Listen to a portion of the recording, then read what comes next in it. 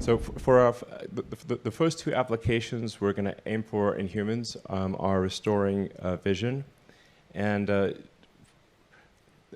I think this is like notable in that even if someone has never had vision ever, like they were born blind, we believe we can still restore vision. I mean, one of the things that's I would sometimes wonder is that if you do have a whole brain interface and you can record memories, you're really getting into Black Mirror stuff here, but this could be one of them. We think we can probably solve for doing the implant without cutting the dura. We can just do basically a bunch of holes through the dura, which is like the dura is like the big, thick, orange rindy thing that contains that's up against the skull. If you don't pierce the dura, if you don't cut the dura away, and instead you have a bunch of tiny holes and insert the electrodes through the tiny holes into the brain, then the recovery time is ridiculously fast.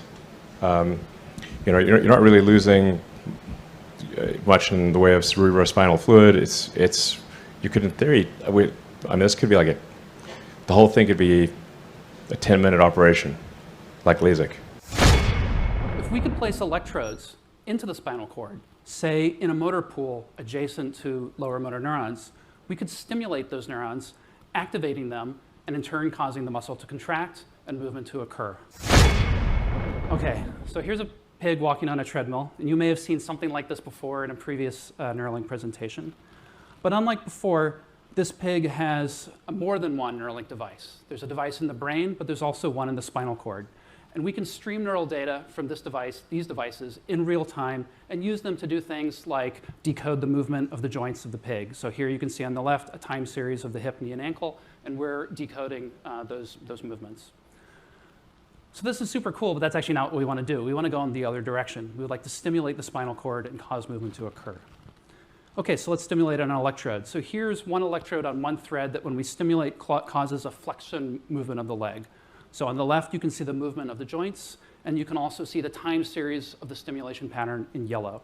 I mean, this is obviously sounding increasingly like a Black Mirror episode. Everything that's encoded in memory, you could upload.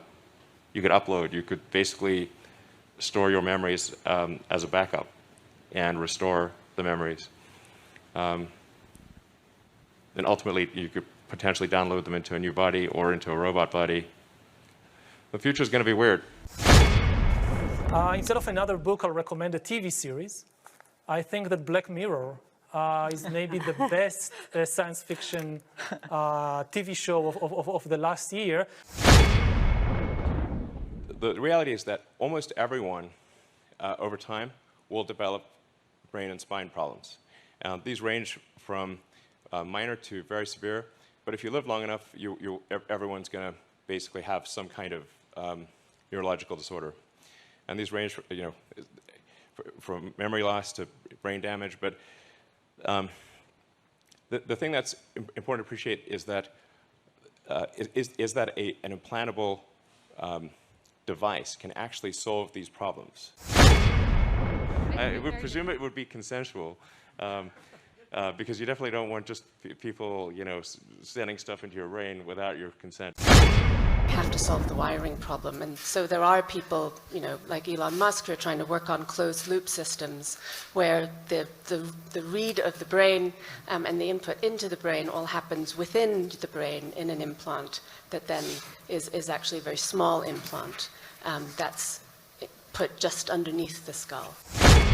We can stimulate neural activity in the brain by injecting current through every channel. This is important because it allows us to bypass the eye and generate a visual image in the brain directly. So our first steps along these dimensions for our device is what we call the N1 implant.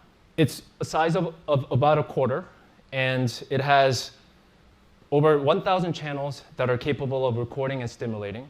It's microfabricated on a flexible thin film arrays that we call threads. It's fully implantable and wireless, so no wires, and after the surgery, the implant is under the skin and it is invisible. It also has a battery that you can charge wirelessly, and you can use it at home. For implanting our device safely into the brain, we built a surgical robot that we call the R1 robot. It's capable of maneuvering these tiny threads that are only on the order of a few red blood cells wide, and inserting them reliably into a moving brain while avoiding vasculature. So here it is. That's our R1 robot with our patient alpha, who is lying comfortably on the patient bed. This is what we call the targeting view. So what you're seeing is this is a picture of our brain proxy. And the pink represents the cortical surface that we want to insert our electrodes into, and the black represents the vasculatures that we want to avoid.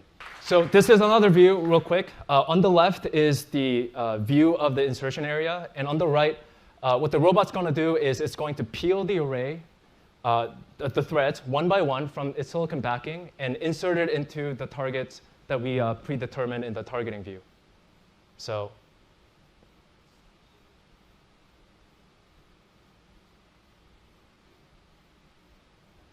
There you go. That's the first insertion.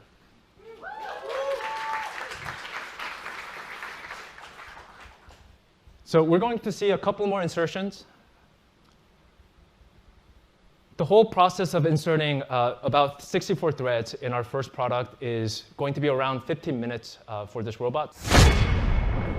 So the way that the team solved this is by putting all 3 of these optical paths into one optical stack using photon magic or polarization, whatever you want to call it.